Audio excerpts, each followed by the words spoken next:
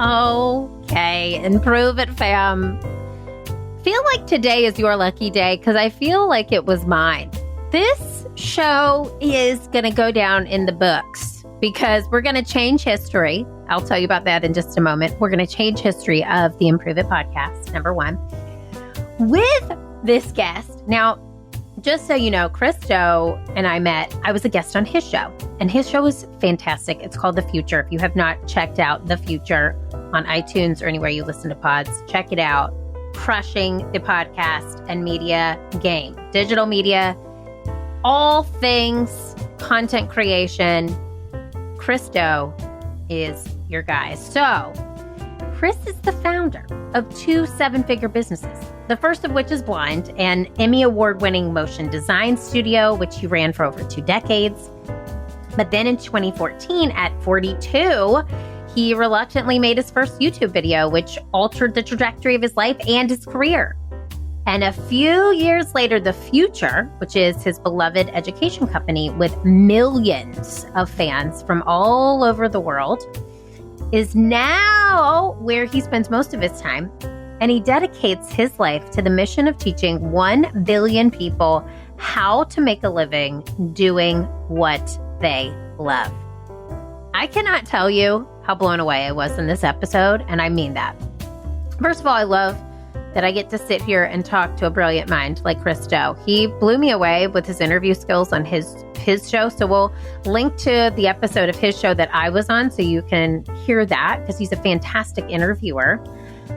But Chris identifies as a loud introvert and tells us about valuing ourselves. And if we can do that, then we can communicate that value to others. And that is the logline of Christo's life. He is truly a remarkable, remarkable human being. He calls me out on this show, and he loves it. We've got a real funny little joke going between him and I, but you'll see he calls me out a couple times. We also have some work to do. Improve It, fam. So listen for that. You'll hear that in the show. And his stories of overcoming limiting beliefs and stepping into your superpower, seeing obstacles as opportunities. And you know, I love this lens of fail. Yeah. Oh my God. He blew my mind, truly. So I'm going to stop talking. I'm going to let you listen to the man, the myth, the legend, Chris Do. Are you a leader or change maker inside of your business, organization, or corporation? Are you looking for new, innovative ways to drive morale through the roof? Are you looking for fun and exciting icebreakers, team building exercises, and activities that will foster team growth, friendships, loyalty, and completely transform your organization from the inside out? Have you been searching for a fun and unique way to create change instead of the same old dry, boring leadership books and icebreakers that aren't actually working? Hi, I'm Erin Deal, business improv edutainer, fail fluencer, and professional Zombie who is ready to help you improve it. My mission in life is to help you develop teams and leaders through play, improv, and experiential learning. In this podcast, we will deep dive into professional development, team building, effective communication, networking, presentation skills, leadership training, how to think more quickly on your feet, and everything in between. We have helped everyone from Fortune 500 companies to small mom and pop shops transform their business, their leadership, and their people through play. So grab your chicken hat. We are about to have some fun. Welcome to Improve It, the podcast.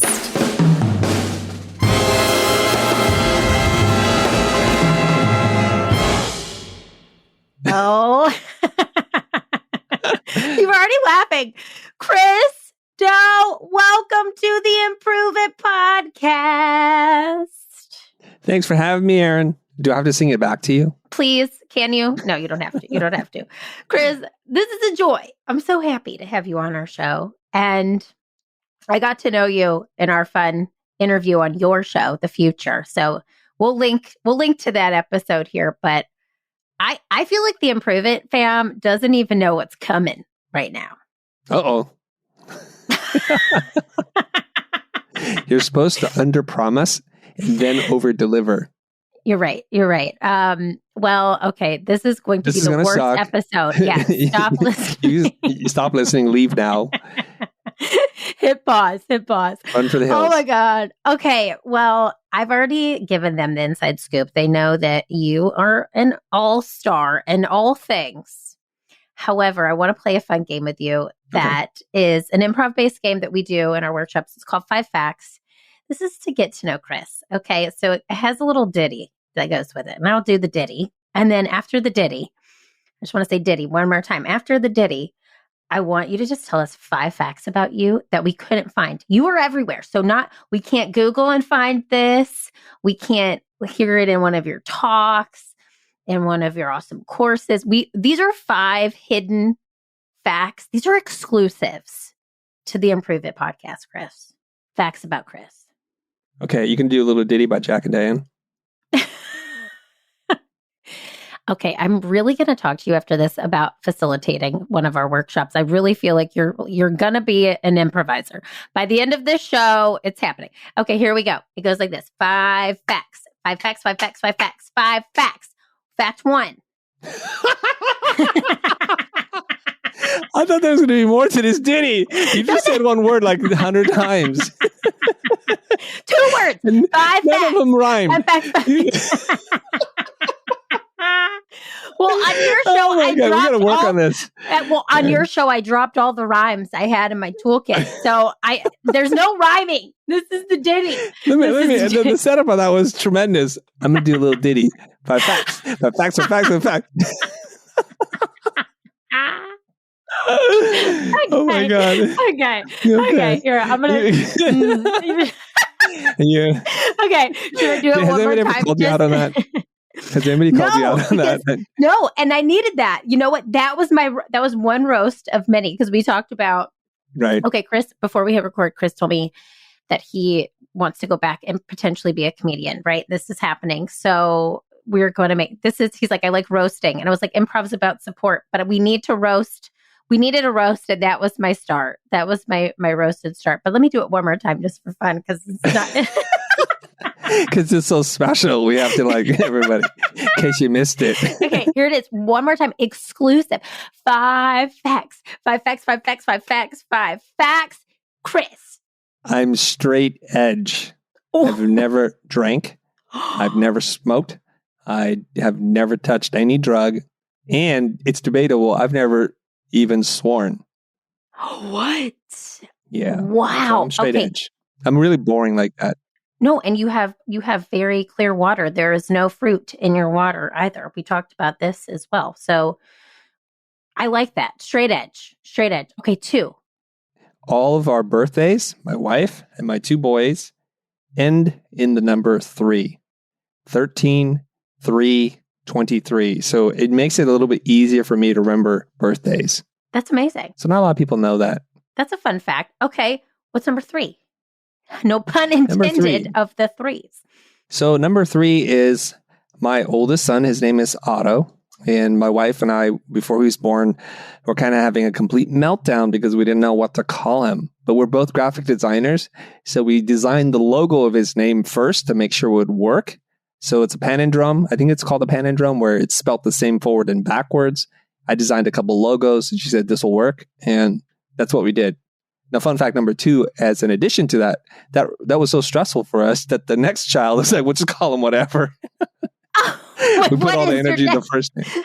His name is Matthias, but yeah. Oh, those are cute. Yeah. Otto Matthias. I love that. Otto Okay, Matthias. Give me 5th fact. Give me 5. Okay, I have a very sensitive stomach. I tell people I'm like the canary in the food coal mine. If something is slightly off, something's been out for like 2 seconds too long, it's going to run right through my body. So usually if I eat food and I'm having some symptoms, I just warn everybody, it's going to go bad. I'm just warning you. But my stomach is so sensitive that usually they're okay, but I'm the one in the bathroom. Oh, God. You know what? Fun fact I'm going to throw in. I'm going to yes and that. I'm the same way. And I'm also like, can you eat food that's been sitting out all day, like at a buffet. Like I'm not a buffet. Like if there's been a brunch, and it's been sitting out way too long, I'm not, I don't eat meat, by the way, for that reason, because I feel like who knows how long this meat has been sitting out. Right. So I'm with you on this, Chris. I'm with you. Well, you're probably eating at the wrong buffets. You're right. The food's not supposed to be out for that long. There's supposed to be a steady stream of people consuming the food while people are preparing the food. So if you're going to one of those $8 buffets, you're probably in trouble. I know, like in Vegas. I need to stop going to Vegas. You got to go to the high-end hotels.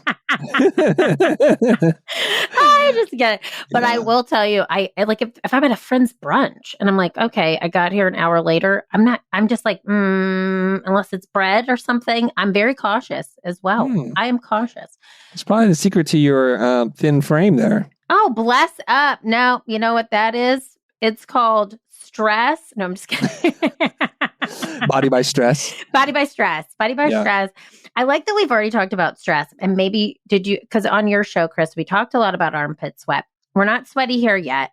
Things haven't happened. But I will say, I want to take this opportunity to dive into what I want you here for. I want you to talk to our amazing, we call them the Improve It fam, about valuing you and communicating that. You have done so many amazing things in your career.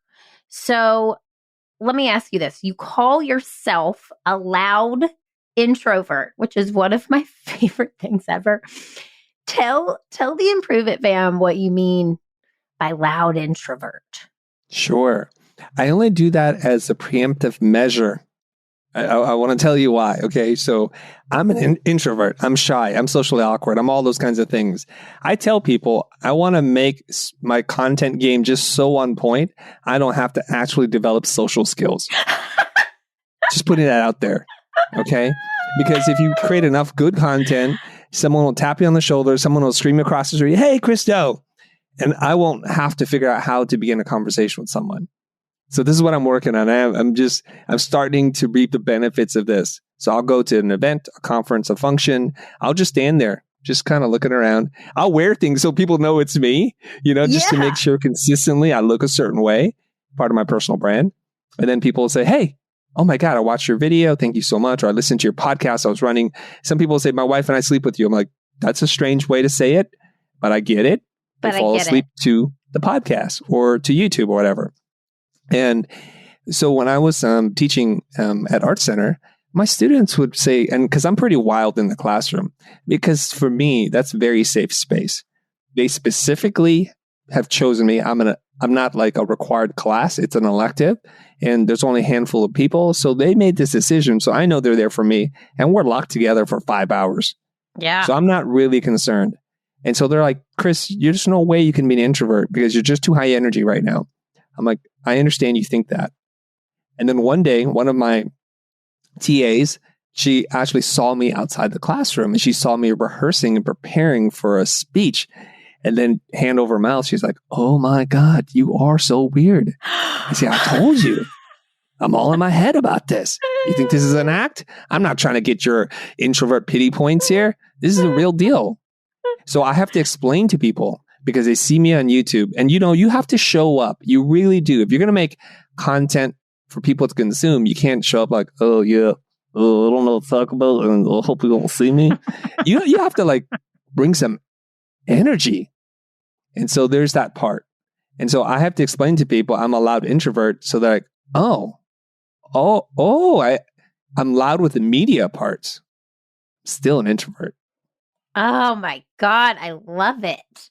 I'm so glad I asked that question because I've wondered it. And you know what's so funny is everything you do with your branding, your personal brand, those two words are perfectly descriptive to describe you in my opinion. I think what you think is weird is awesome. And I also think it's awesome that you call attention to it because I think that's why a lot of people gravitate towards you.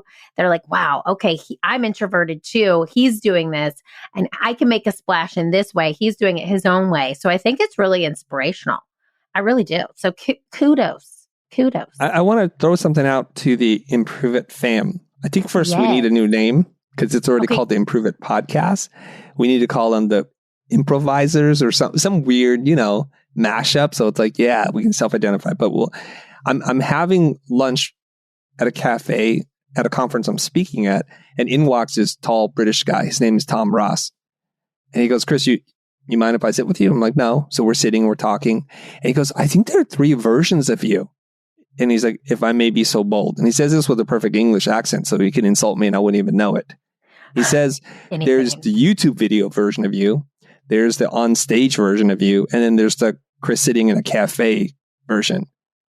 And he was totally right.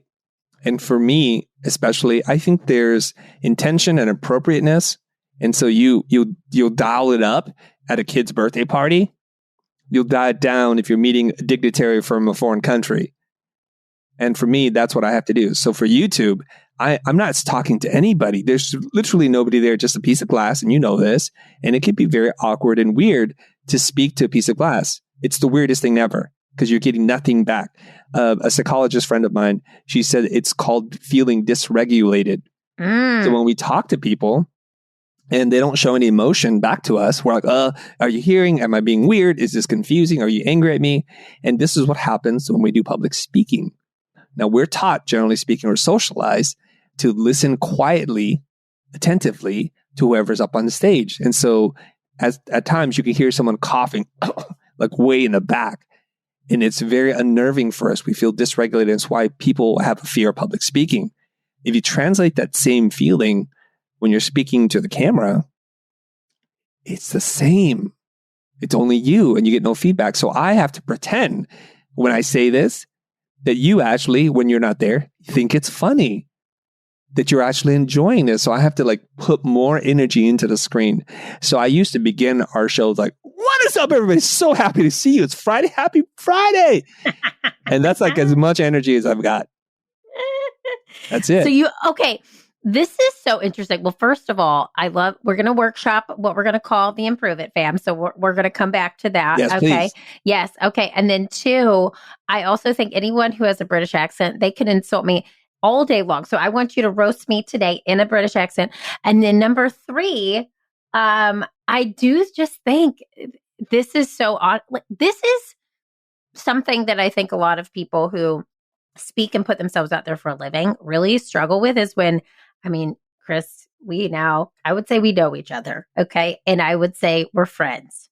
I still give this to my friends, right? But it's a different, my brother's like, why don't you tell poop jokes on your podcast? And I was like, because my soon to be called different name, Improve It family, they don't want to hear poop jokes. And so I'm like, there's different levels of energy that we bring. And it's also about reading the audience, but also reading our own energy and knowing what energy we need to bring where. I could talk for hours about energy. I love energy talk because I think it's bringing a version of ourself, but it's also bringing the awareness to who we're talking to. And so not dialing yourself down or dialing yourself up. It's really, okay, what does the person I'm talking to need? What did they need to receive, right? And I think that's so important because you figured out a way to do that and master that with the work you've done. And this is something I really love. You have a mission to make 1 billion people make a living doing what they love. So I have so many questions on this, from how do you calculate? Is there a spreadsheet to what made you decide this is your mission? Okay. I can see how this podcast is going to go because we're just two commas into my bio. Yeah, we're 15 minutes in and we're just getting to know you. But I want, why 1 billion? Okay. There's a whole story behind this mission to teach 1 billion people how to make a living doing what they love. I'm standing in the conference room with my management team, and we're transitioning from being a service company to an education company, and they're confused because for many of them, they've never done something for the sake of just doing it, completely self-directed. It's always been, here's a creative brief, here's what the marketing people say, this is what we need to do. So they're a little confused. So one of my guys, he raises his hand and says, So are we trying to grow subscribers? Are we trying to make money? Are we trying to launch a bunch of products? What are we trying to do? And he caught me a little bit off guard. And it took me a minute. And I said, hey, look, here's the thing. My kids are too old. But Ben's, like, there's a guy named Ben. He's sitting right there. And he has a little daughter. I said, when his daughter turns 18, if we're successful, she'll have options. She can go to art school or she can just go to the school of the future, which is our thing. That's what we're trying to do. We're trying to make it so that she doesn't have to go to school and deal with crippling debt. And I saw the reaction from Ben, who hadn't really looked at it like this, because, we're always looking outward about what we're going to make. We're going to hit our numbers, forecast, projections, all that kind of stuff, P&L.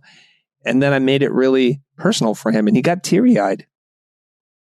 And that night I went home, I'm like, that's a long story to tell people. It's too much story.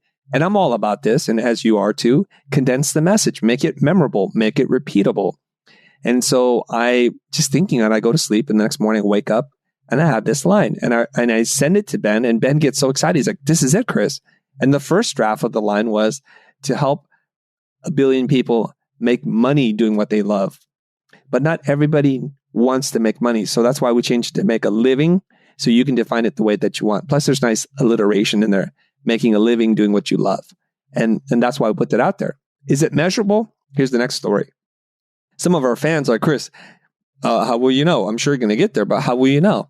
Well, I don't know. It's just a big idea. I mean, there are not even 8 billion people on the planet. So that means 1 in 8 people will have to be directly or indirectly affected by the content we produce. How do we figure this out? So he gave me this idea. He's like, you should have a counter. I'm like, what? Where we can claim our number, like McDonald's, like 8 billion served, right? Yeah. And so I had Ben work on some code, and now you can go onto our website and you can say, I'm one of 8, or I'm one of 1 billion, and you get a very unique number. I saw that. So that's how we count officially. And so it just slowly ticks up. What is your number now? I don't know. It's in the 20,000 range, I think.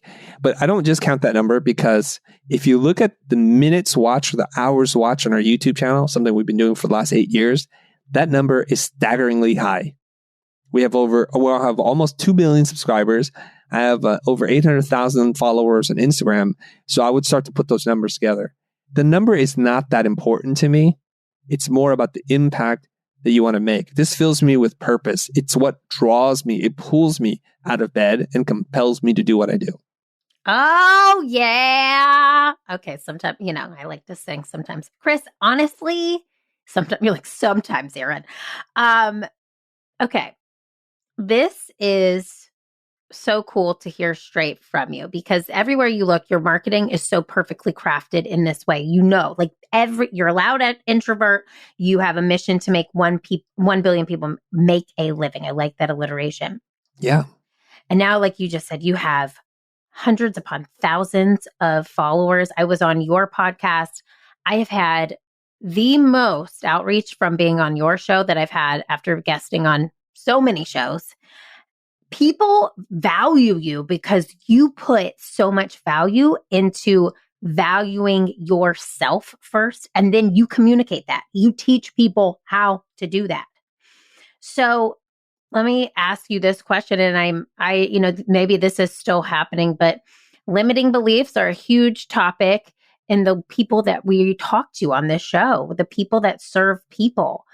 I myself have limiting beliefs. There's some days I'm like, what are you doing talking on that microphone? There's some days when I step on stage and I'm like, there's like a little voice down there that's like, you don't belong here. And then I shove it, right? And I figured out ways to mitigate that.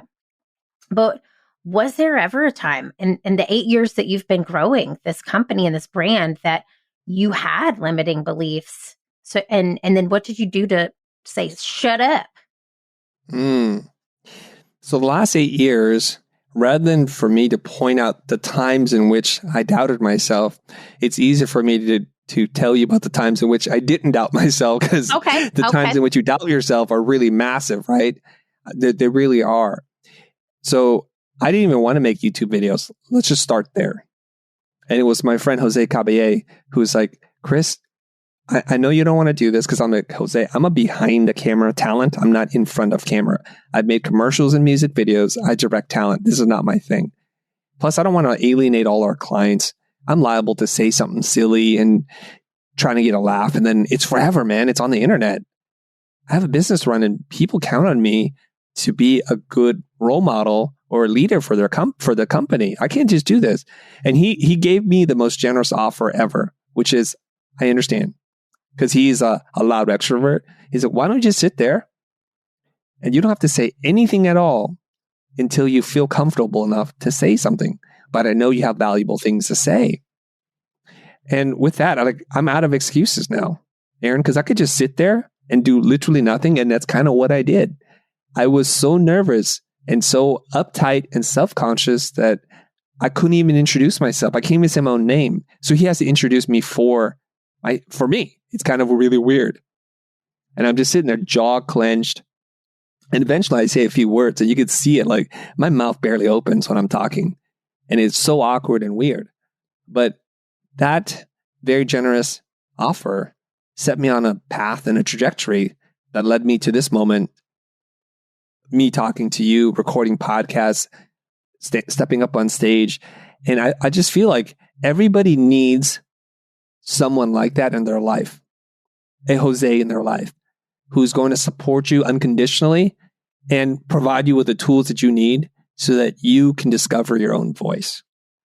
And so we're all walking around with different levels of imposter syndrome, limiting beliefs. And I've done some research into this. I read books on this to try to figure out myself, because I know if I can figure it out for me, I can help other people. And what I found is there's a book called Conquering Your Critical Inner Voice by Dr. Firestone. And the Firestones are two doctors. They are pioneering this thing called voice therapy. And the voice therapy is not what you say, but the inner voice, your self-talk. And they have several observations from their many decades of studying people in their practice. And it comes down to this thing. We parent ourselves the way we were parented.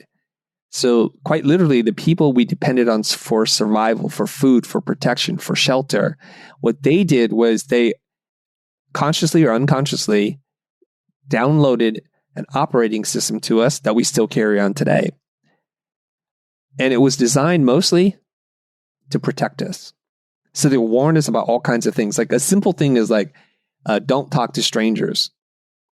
Why wouldn't I talk to strangers? Because they're predators out there. They're people to take advantage of you. And so we develop distrust in people who are just genuine. Our standard default way of looking at the world is to be suspicious of people. Well, you can carry this on for the rest of your life and never have genuine relationships with people who actually are trying to help you, who want to support you. And so that's just one of the most innocent things that parents will say, right? And there's good reason why they say that. But there needs to be a lot more explanation, dialogue around that. So for me, I'm an introvert. And if you add on top of that, don't talk to strangers and don't take anything from anybody. And it's like, well, am I meant to be alone for all of my life, my personal and professional life? So those are the kinds of limiting beliefs that we're talking about. And once you start to examine them and ask yourself, why do I believe what I believe? Where does this come from? And if I had to assign it to someone in my life when my mind is still formative, was it my mom, my dad, an older sibling, a coach, a teacher? And what do they know about this subject? And is this even relevant today? What data do I have that supports this? And then we kind of examine that and make a decision. Do I want to keep this? Has it served me? Will it continue to serve me? If not, it's time for me to package it up, thank it, and send it on its way. Wow. Yes. Okay. Conquering your critical inner voice. We're going to link to that book in the show notes. That is some deep stuff right there. And I truly believe that. We had a woman on the show. Her name is she's Rajkumari Neoji. And she talks about epigenetics and neuroscience and how that affects how we show up at work. All of this to say that I do deeply believe that it's deep rooted in the voice that we grew up with. I agree with this wholeheartedly. I know you have 2 boys. I have a 2.5-year-old, and I literally think about the way that I talk to him. And I saw this as a quote somewhere recently. It's as simple as saying something like, instead of saying, I'm so proud of you, saying, you should be proud of yourself. Reframing it so instead of him trying to people please, like, I'm so proud of you, he's internalizing, like, I should be proud of myself, right? Like, I did a good thing. I'm not doing this thing to please you. I'm doing this thing to please myself and because I believe in myself. And I think that, that personal growth that you're on has really led you to this really great voice that you're able to share today. How freaking cool is that? That is cool. And I love that when you take in knowledge, Chris, this is something that I heard you say. You take in knowledge so that you can understand and process, but then you can teach it.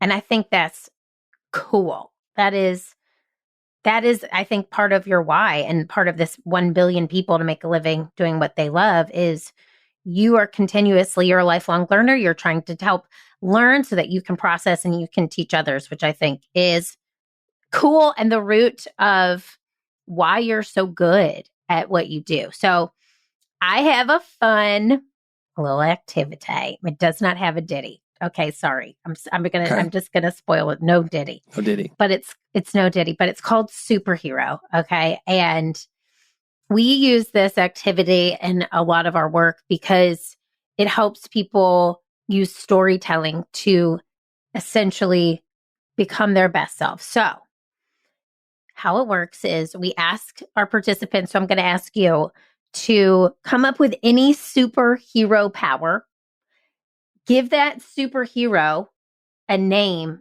and tell us what that power is. So, for example, let's say my superhero, I want to be a superhero that automatically can create calm.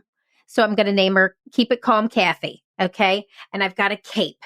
And anytime I flash this cape, I can automatically become more zen, more present, more focused, and less stressed.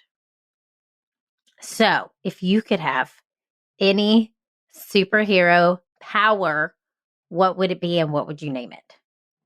Okay, this question plays into my obsession with comic books.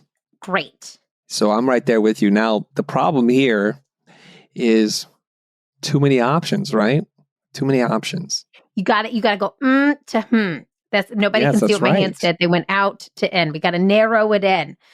So what would you, if you could pick one, like what comes to mind first? I'm kind of designing the character in my mind. Character is kind of like Rorschach from The Watchmen. Mm-hmm. So you can't see his identity, but it's more reflective. So I'm wearing a fedora, probably a cool trench coat, and like a mirrored face. So that's what I would look like. And what I would do is I would show you how other people see you. And when people see themselves for how other people see them, they're overcome with self-acceptance.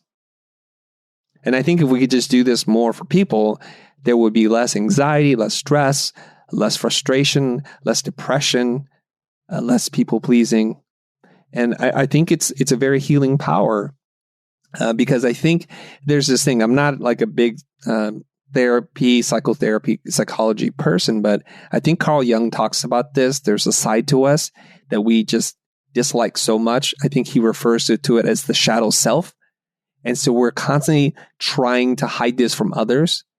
And it creates a schism. Like if people only knew how I was really like, they would not love me. They would not like me. They would not want to be around me. And we're living in that kind of state between who we think we are and who we'd like to be. This more ultimate version of ourselves, who's thinner, who's cooler, more charismatic, smarter, funnier, fill in the herb word. And we just feel like we're not worthy of being loved. And if we build a house based on this foundation, our relationships suffer. Our children, our parents, our employees, our boss, our clients, it all suffers because of this one rooted thing. That is in all of my years. I've been doing this activity for 8 years. legit my favorite superhero power. I'm not just telling you that. I want the Improve It fam, soon to be named something different, to know that I did not give you this as like a pre-thing. You just came up with that on the spot. That is the coolest answer I've ever heard. I also, wait, did we name it? Because you said it was like this character. What is the name? We'll just call him Mr. Reflection. Mr. Reflection. Okay, I love it. And Mr. Reflection is wearing a fedora, which I greatly appreciate. Why the fedora? Can I ask why the fedora? Oh, because I was visualizing Rorschach. Okay. Are you familiar with that character, Rorschach? Do you know when you said that, I go, I'm not. So. See, don't test my nerdology, my nerdiness. It goes deep. It runs deep in me. I have a different nerdology, but not in comics. There's other nerdisms. I go deep in comedy world, but I don't know this. So, okay. So he wears a fedora. So that's why we have this. So I'm modeling it after Rorschach because I was first like, what do you look like? I'm a visual processor. So I'm like, let me work on the visuals first. And then I'm like, okay, so what are the powers? So Rorschach, this is his outfit. He's a really cool character. You can't see him. You don't know who he is. And he's got an ink blot for a face. And it changes depending on his mood, or I don't know how the technology works, but it just changes. So it's like a different Rorschach. It could look like a butterfly. It could look like a skull. It could look like whatever.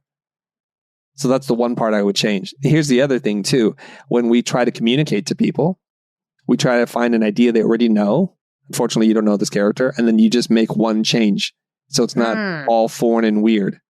Right? Mm-hmm. It's the foundation of connecting and building rapport. Find something they know and then connect it to something they don't know. That's what we call an improv. Yes. And.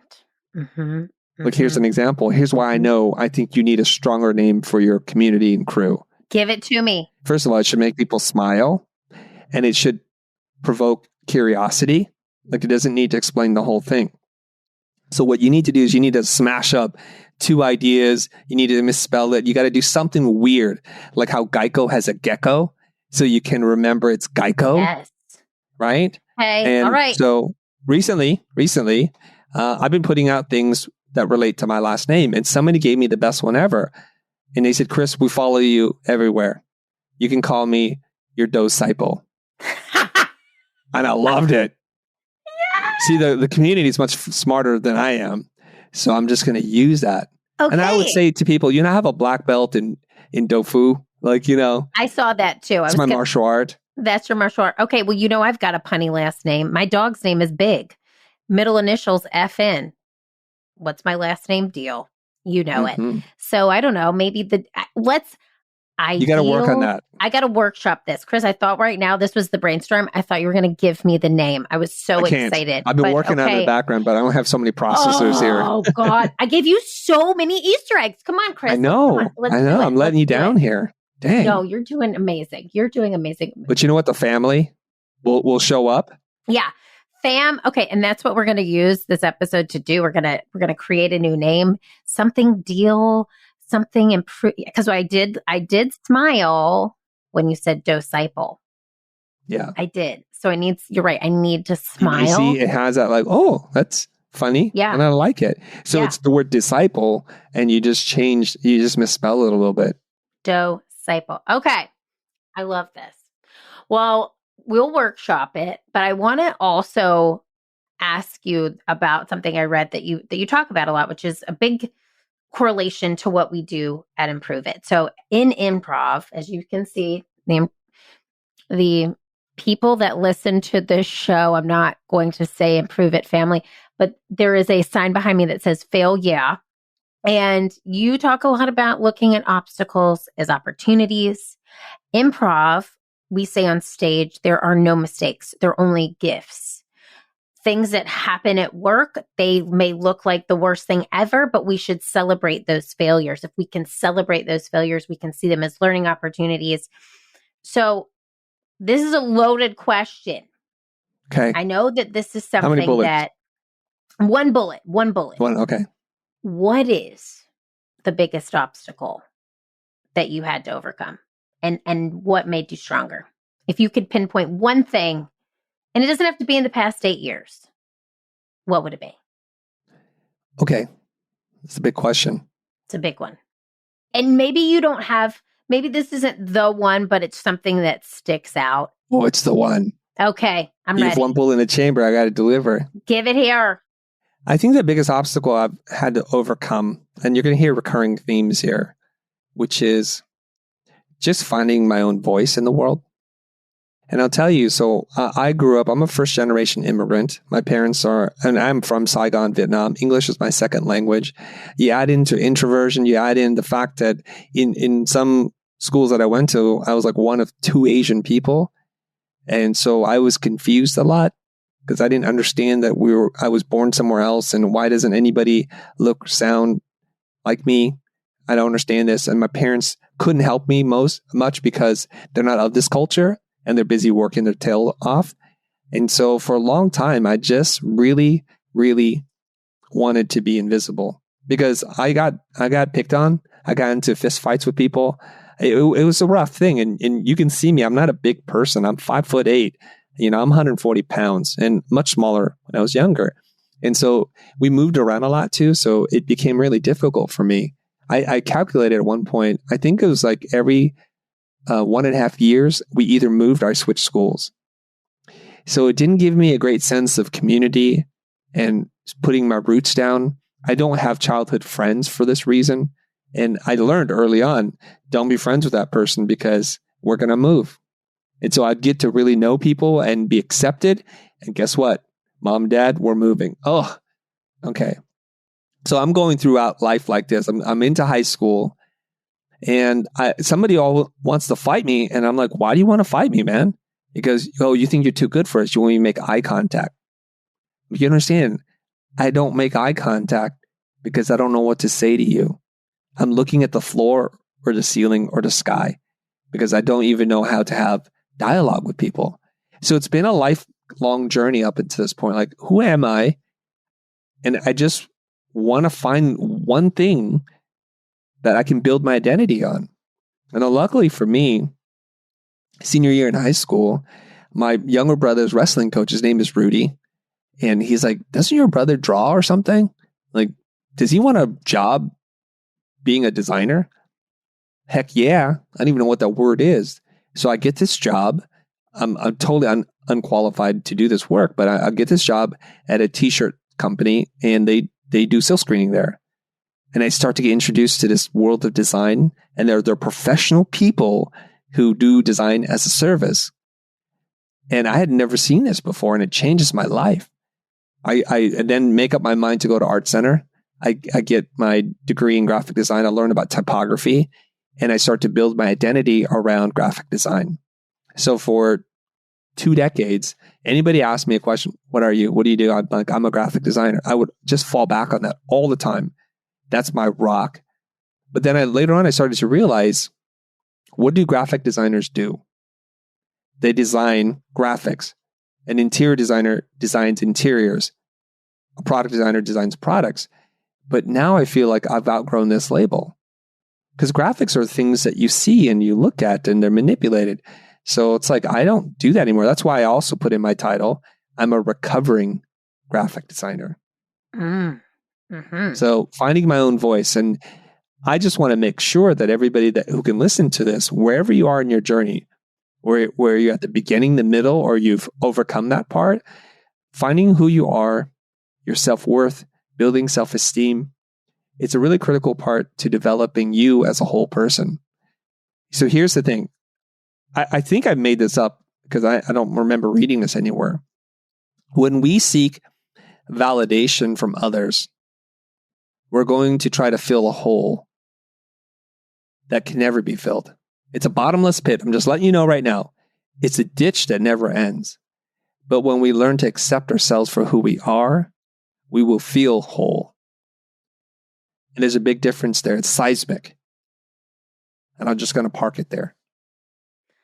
Okay. Well, I'm gonna keep the car and park. I'm gonna turn off the car because key drop. That was amazing. That was truly, thank you for sharing that story, because I really think a lot of people listening will resonate with that. And you have really taken what was a lot of hardship and obstacles, and you have, as Beyonce would say, you have made lemonade out of those lemons. And I also moved around a lot. You had a lot of things going on there, lots of layers, but it is very hard in your formative years to feel safe and secure. And then also just feel like, you're constantly adapting, you're constantly changing.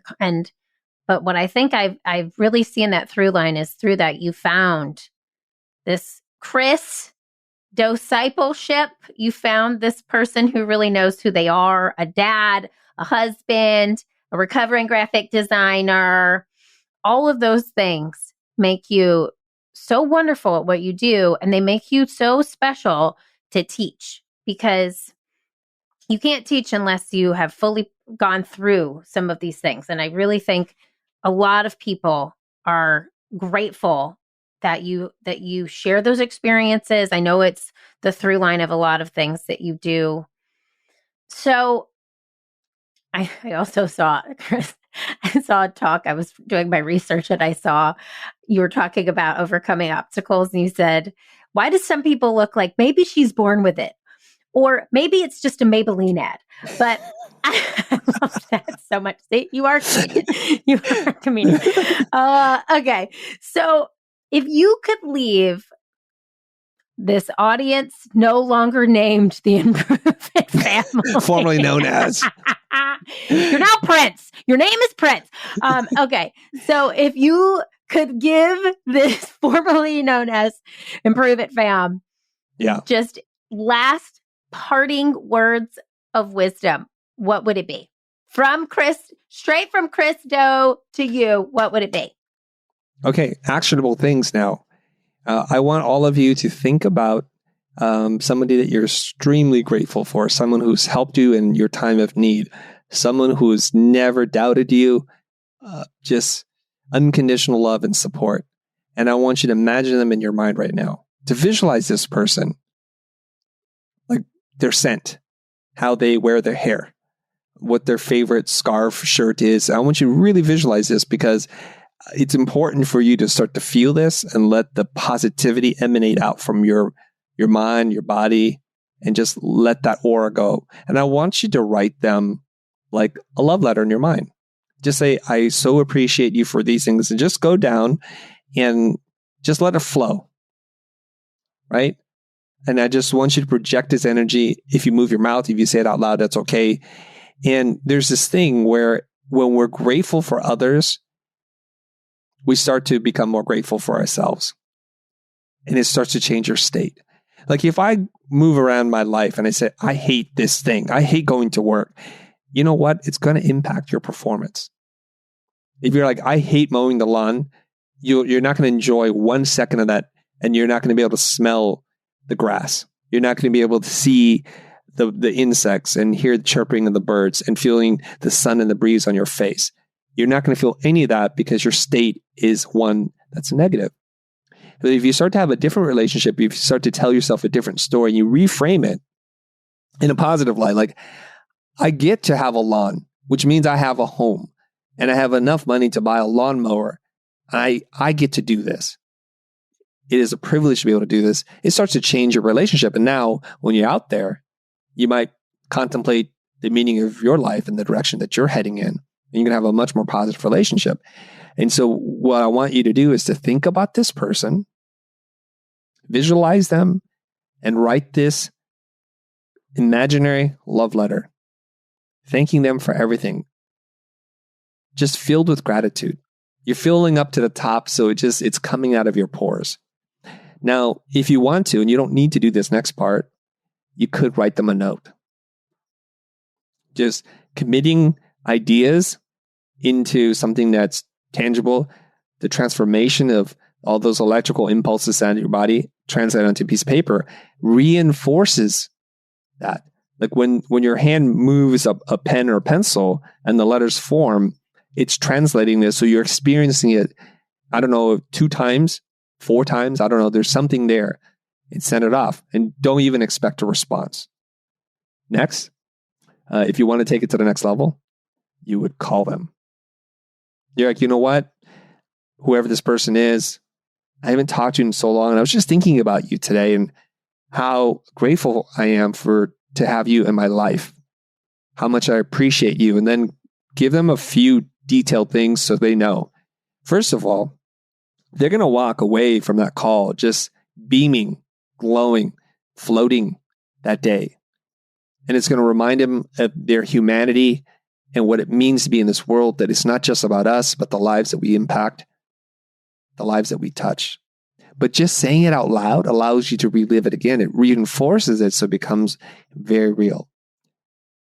Now, I'm just going to take one breath, just let you think about that, because there's a little twist here. So here's the twist. Aaron, when I was asking you to do this, to visualize this person, were you playing along? Were you thinking about somebody? I sure was. And you know what, I was thinking too about your Jose and your Rudy, the people in your life. Yeah. But yeah, I've got a person. I can do this. This is very good. Now, I'm going to ask your audience this question. How many people, and if you're driving, pull over on the side of the road here. We don't want anyone to get into an accident. How many people imagine and visualize themselves? You just put the car in park again. You see, whenever I do this exercise, very few people think themselves. We don't take credit for anything. If anything good happens, I was lucky, someone helped me, right place, right time, or I don't know why anyone would ever do this, or I take no credit. So we have this story inside of our head that was put in there from our parents, because every time we did something great, like, oh, I'm doing so well in school, mom and dad, like, hey, pull that down a notch. Don't get too big for your britches. Tall poppy syndrome and on. We get cut down. And so we start to repeat this behavior in our own mind. And so we never take credit for anything. And then we're walking around feeling like an imposter. It's no surprise to me. So I'm going to find this thing here really quick. But it was about learning to thank yourself. While you're finding it, let me just tell you, that was mind-blowing. I mean, truly, because I'm sitting here thinking, oh yeah, I'm thinking of my best friend. I'm thinking of my husband. I'm thinking of these people. And then truly, if I were to do this if I were to reverse everything, all of the steps, and do this to myself, my first thought was, oh, does she deserve that? Like, I kind of thought that in my mind. I was like, oh, and then I sort of had this moment of, well, okay, working through that of yes, you do, and how different that would feel, because I feel like I do a good job of being grateful for external things, but I don't do a good job of being grateful for the things that make me me. Do you know what I mean? Right.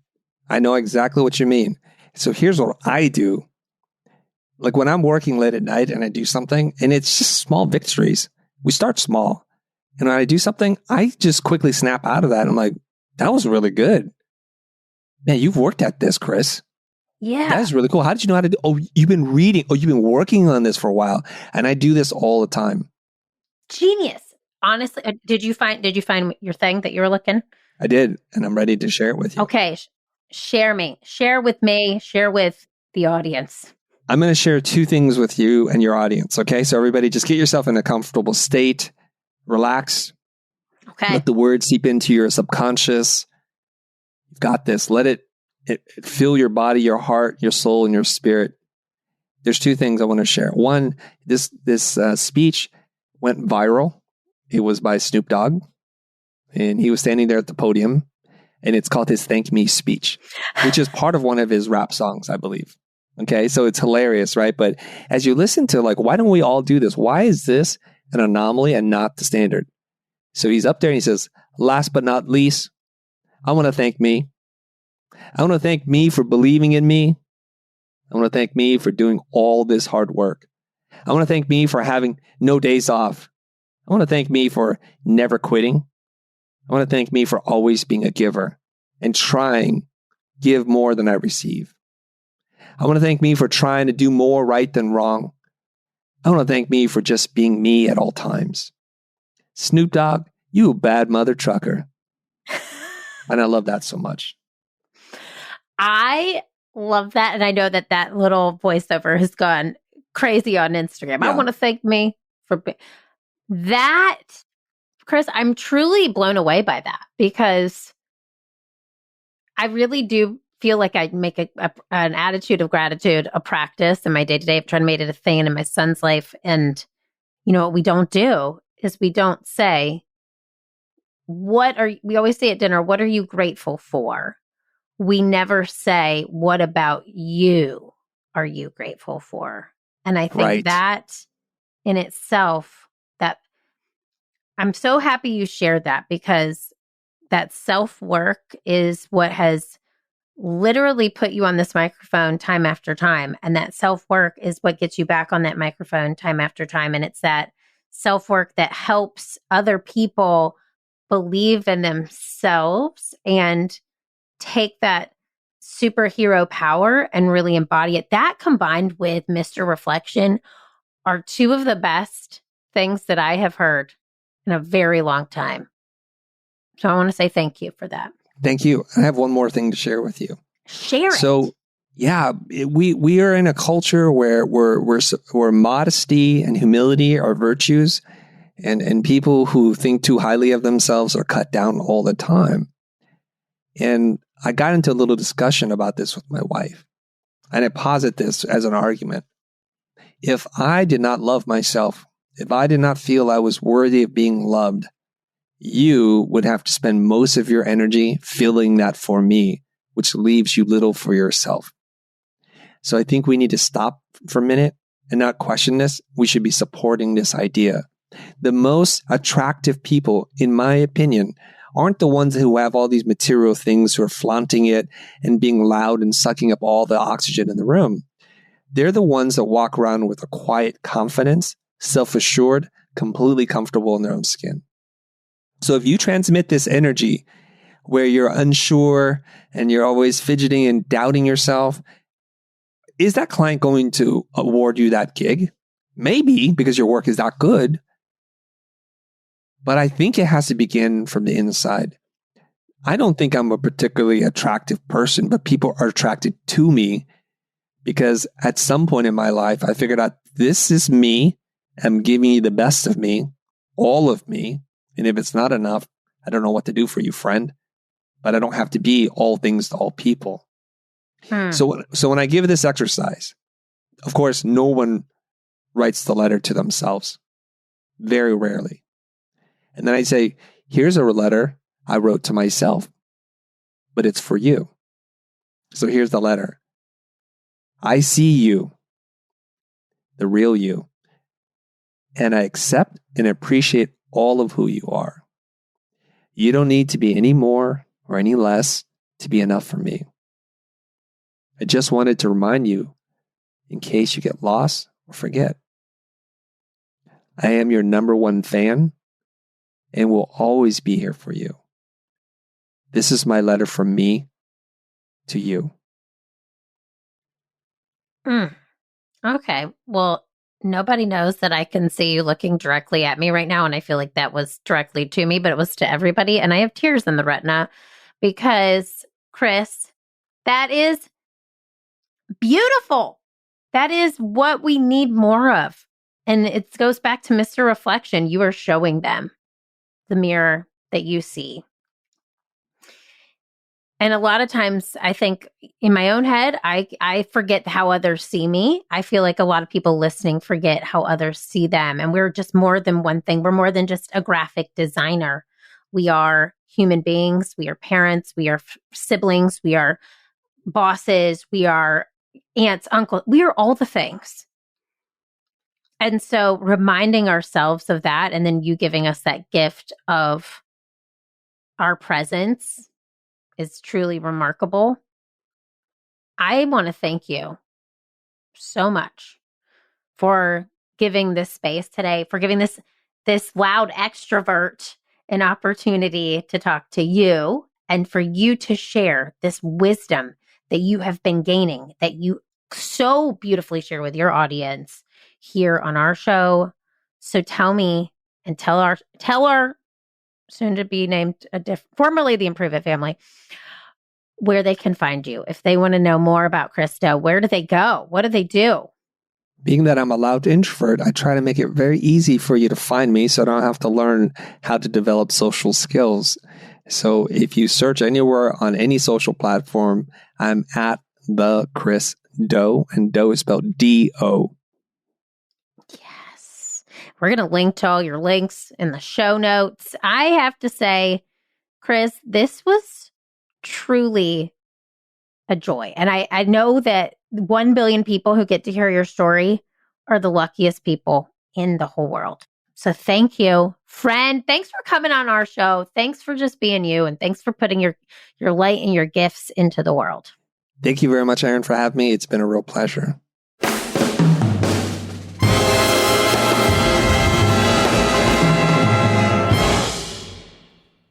Okay. I felt like I laughed, I cried, and I went through a roller coaster of emotions. But through the roller coaster, the one thing that I kept coming back to was how awesome is Christo. Such a great guy. And he really teaches from this place of he has to learn and master these skills, and then he will teach you these skills, which is what any amazing teacher does. So that exercise that he took us through at the very end is your homework. You know, I like to give you a tangible.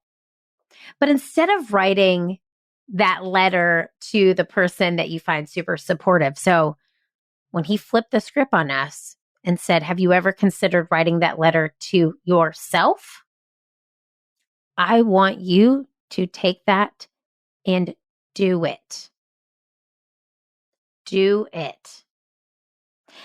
Take time today, sometime this week, sit down and write a love letter to you.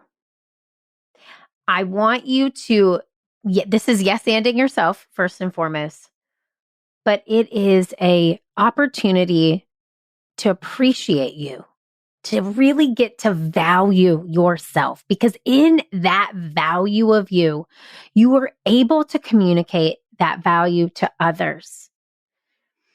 What he talked about, his superhero power, Mr. Reflection. I mean, look at yourself. Really look at you and appreciate the things that make you great, because that is how the world sees you. That is how the world sees you. And that letter that Chris read to us at the end, which I was physically looking at him and I had tears in my eyes, is how others see us. We are so many things to so many people. If you're a parent, your life is so important to your children. If you are a leader, the way that you come across their day to day is so important to your team. If you're an aunt, an uncle, oh my gosh, think about the nieces and nephews who love you and appreciate you and smile when you walk into the room. And if you are a friend, which we are all a friend to someone, think about how your best friends think about you, the love that they feel when they see your name come up. I want you to really take time to see yourself in the way that they see you. So take that time, write that letter. And if you have the courage, share it with me at info@learntoimproveit.com, or you can send me a DM on Instagram or any direct message on LinkedIn. But I really want you to do this. And also with this, we are going to rename you because Chris said it needs to make you smile. So I'm going to make sure that we smile every time you hit play on this show. So send me an email or a DM with your suggestion for what this community can be called. Chris Do is making magic over in history on the Improve It podcast. So grateful, so lucky for him. And I'm also internally grateful that this show exists. I'm going to give myself some love and practice what I preach. Erin, this show is amazing. It has the ability to change lives. You have the courage to create it, to plug in a microphone, to sit at your computer, to talk to people all over the world. And it's through that courage that you were able to have this conversation today. And you're hopefully able to give others the confidence and the positive energy that they need to see in themselves so they can give to all of those people who see them as the coolest person ever. I love you. And I'm saying that to you, formerly known as the Improve It family, but I'm also saying it to myself. Keep failing, keep improving, because the world needs that special it that only you can bring. See you next time. Hey friends, thanks for tuning in to Improve It. I am so happy you were along for the ride. If you enjoyed this show, head on over to iTunes to leave us a 5-star review and subscribe to the show so you never miss an episode. New episodes drop every Wednesday. Now, if you're really feeling today's show and you've improved it even just a little bit, please take a screenshot and tag me at Keeping It Real Deal on Instagram and share it in your stories. I'll see you next week, but I want to leave you with this thought. What did you improve today, and how will that help your future successful self?